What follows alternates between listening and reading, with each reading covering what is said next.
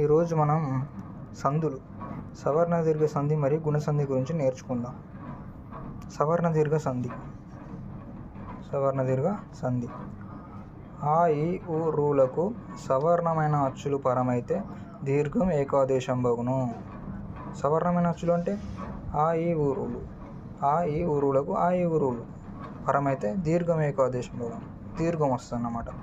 Example క్షీరాబ్ది, క్షీర plus అబ్ది, క్షీరాబ్ది. ఇక్కడ క్షీర ఆ plus ఆ కాబట్టి దీర్ఘం ఏకాదేశం, దీర్ఘం వచ్చింది. దీన్ని సవర్ణ దీర్ఘ సంధి అంటారు. నెక్స్ట్ గుణసంధి. గుణసంధి అంటే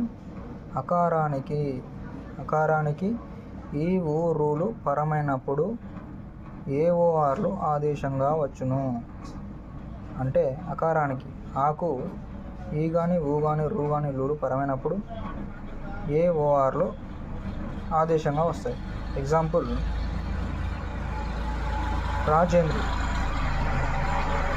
రాజేంద్రుడు విడదీస్తే రాజా ప్లస్ ఇంద్రుడు, రాజా.